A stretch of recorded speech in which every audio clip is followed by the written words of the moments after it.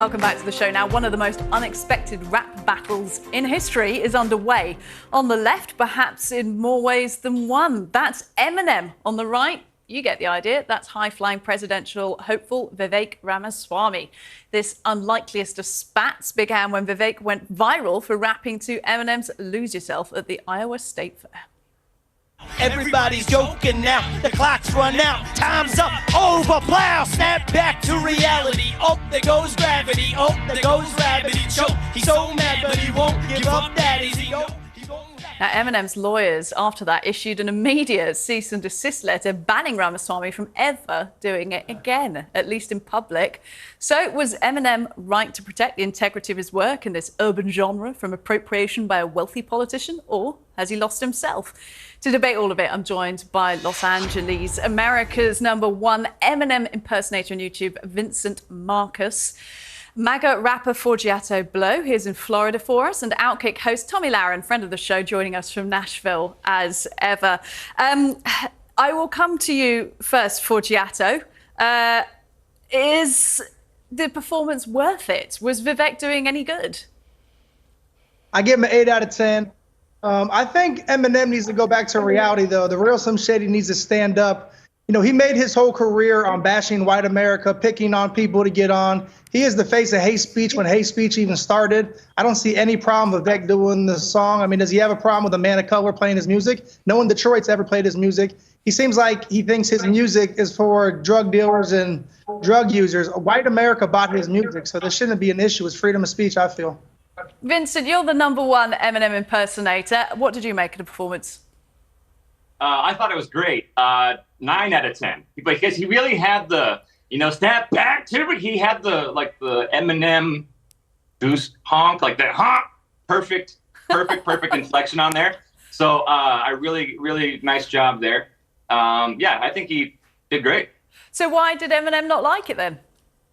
I think it's obviously politically motivated. I think because he was so anti-Trump vocally, very vocally, so much, in fact, the Secret Service came to him and questioned him about his lyrics and the validity of them. And so I think he just wants to stay out of politics. And he's like, maybe not.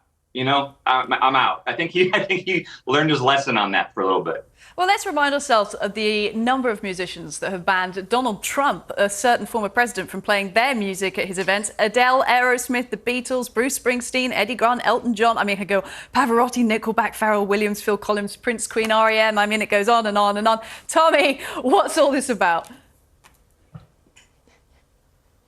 Oh, I think it's obviously politically motivated, and I'm sure Eminem, Slim Shady, doesn't want a Republican candidate singing to his song. But the real winner here is actually Vivek, because although he might have gotten that cease and desist letter, it really doesn't matter because we're talking about it. And that's what Vivek wants. He wants to create some kind of a controversy. He wants to get earned media airtime, and this story has continued to progress. So by Eminem's company, Slim Shady, by them sending the cease and desist letter, they've just really helped Vivek out, get him more airtime, get more press about the issue, and it's also cemented his underdog status, right, which people love.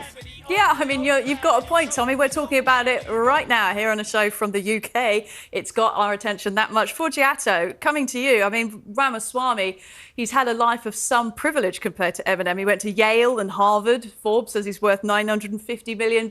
Is it cultural appropriation? I don't think it is, because would Eminem be where he was at if he didn't have G-Unit or 50 Cent walking him in and Dr. Dre getting him where he was going? I mean, Eminem, yeah, he probably had to struggle just like everybody here. It wasn't easy for you to get your job.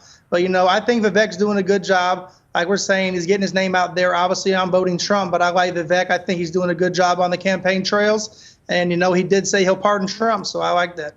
OK. Vincent, in terms of just politicians trying to seem cool, using rap music to try and get attention, like Tommy was saying, is it at all worth it? Do you think it helps them in the polls?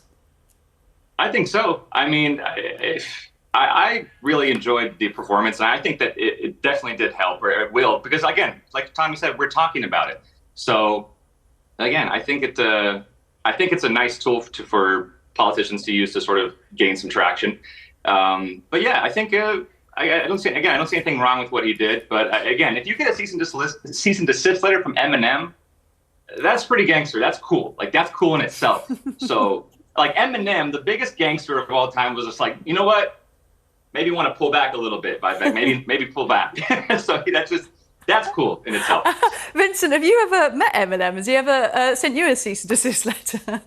No, if I got one from him, I would say, oh my gosh, I exist. I would love that. But no, no, he has not reached out. I have not met him yet. I would love to, but no, not yet.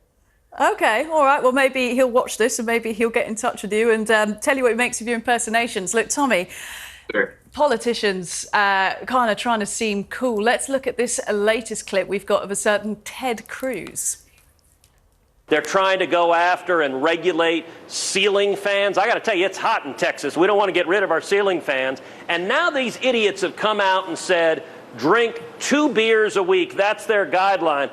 Well, I got to tell you, if they want us to drink 2 beers a week, frankly, they can kiss my ass. No, okay.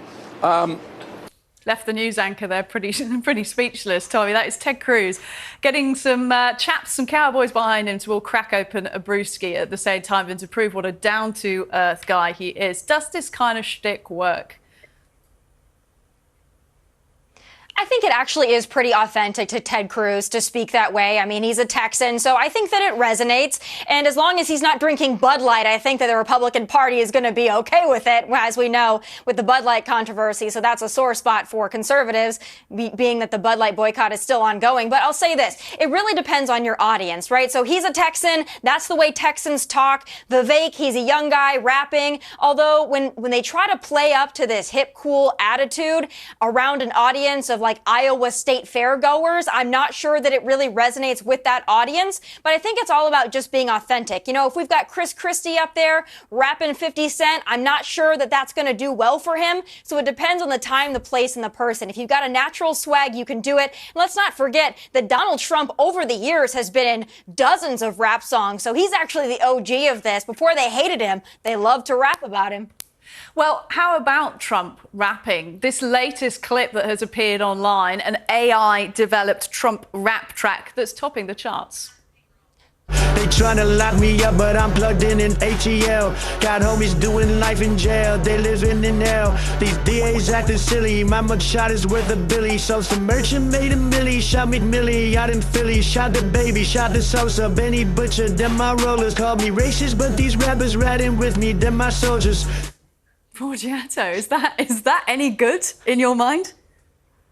Yeah, I think it was great. It's great for the culture. Any song that shouts out Benny Johnson, I love it. I was outside the jailhouse, and a lot of people aren't really showing the support, Donald Trump's getting from the brown and black community. They were out there, so I think it was really cool. There's a lot of people like myself out here doing a lot of things, so shout out High Rez. I'm glad he got that spot. I hope he gets that #1 spot for Donald Trump. And just quickly, though, I mean, there's a lot of lyrics in there that obviously Trump hasn't said himself, but AI has created about shooting people. I mean, is that going to help his campaign?